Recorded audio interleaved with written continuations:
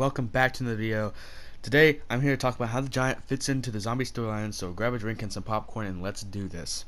So this is sort of a response video to Johnny J25's video where he discusses how the giant makes sense, and I suggest watching that video. There's a link to it in the description below.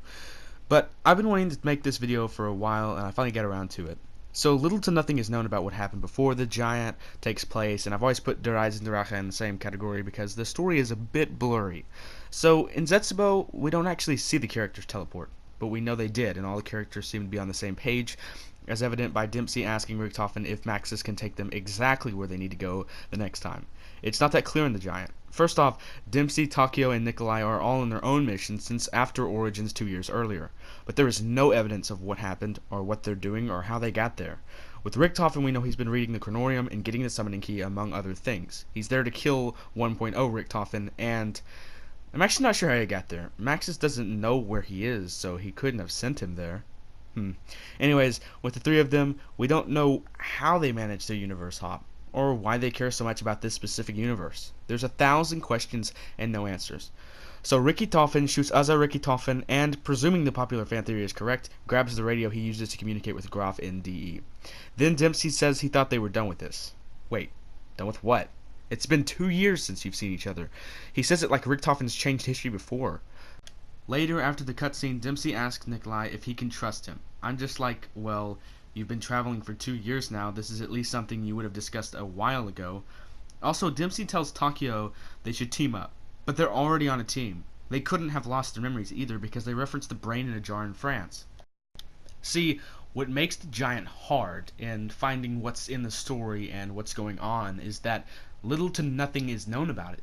It's all fan theory. It's all speculation to how they got there, or what's going on, or what they're thinking. It's not anything concrete and solid. Like in Zetsubo no Shima, like I said before, we know why they're there, how they're there, and what they're doing. Like in the giant, we don't know, and it's so flimsy. The story is so flimsy in this point that it's hard to tell what is just fan theory and what is actually solid fact. Because watching YouTube videos, like, I can see people who talk about the story, they say it like it's concrete fact, and most of the time it's not concrete fact, and it's actually kind of confusing when you actually think about it. Like, the giant just does not fit into the zombie storyline, in my opinion. It just does not fit. If Richtofen, why are they there? What's going on? Like, Richtofen teleports there. I'm presuming he didn't kill himself, but then again, he references it in the Eisendrache cutscene with him saying, just as you saw me do to my other self.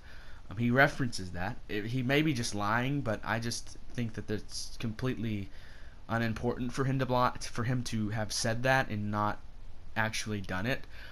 But then again, we don't have a huge light show like we do in every other person that's ever been killed, and every other summoning key soul sucking, I guess, I don't know. But in the giant, we don't have that. In the giant, it's kind of a hidden thing. But Richtofen really doesn't have to lie. They're kind of already there. They kind of, I don't know. See, it's fan theory. That's all you can try to make sense of it is by fan theory. There's really no concrete evidence of what's going on. It's just nothing concrete about it whatsoever. We know about Richtofen, but we do not know about the other characters, and there is no way they should even be able to get there because Maxis has the power to move them, but they don't have Maxis on their side because they just don't. They don't know him. And the giant, they're always asking about who is this Maxis? Who is this Maxis you keep speaking of? Like, what is this dude? And then finally, in Gorod Krovi, he says, what is this mention of the elusive Dr. Maxis? So they don't know Dr. Maxis, so he didn't help them get there, but I don't know any other way that they could have gotten there. These problems aren't only evident in the giant. There's problems in Shadows of Evil just as well. For instance, the perks. If Dr. Monty controls what perks go where, then he should have known what was happening to the Shadows of Evil characters. He should have known what was going on, because he's putting those perks in that universe. So he should have known what's going on. And the argument may be made that maybe the Shadow Man is controlling the perks, that Dr. Monty has nothing to do with that universe.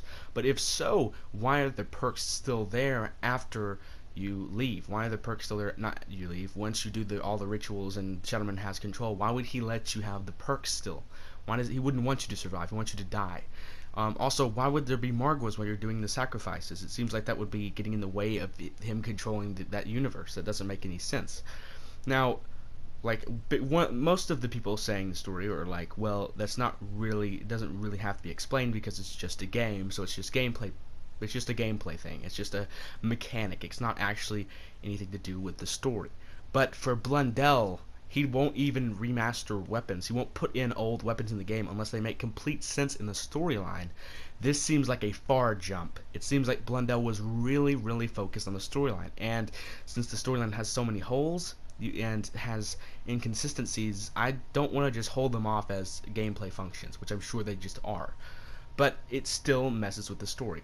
So you're going to have to mess one up or something like that. You're going to have to do something wrong. Also, that thing, like I just said before, about the Shadow Man, if in Revelations, why is Dr. Monty able to give them perks? And if the Shadow Man's so powerful, why can't he take the perks away? It's just a bunch of storyline questions, and to be honest, it kind of triggers me that we didn't get remastered weapons and things like that. But I just feel like someone that's so focused on the story, there wouldn't be so many holes. Anyways, that's going to be the video for today. I know it was kind of a bit more of a negative video, but I just wanted to talk about some of the inconsistencies in this storyline and some of the holes in all of the zombies just in general. But anyways, I hope you enjoyed this video and I hope you learned something. I hope you found it interesting. But anyways, that's going to be it for me. So I'd appreciate it if you left a like if you enjoyed and subscribe for more videos just like this one, and I will see you in the next video. Stay awesome.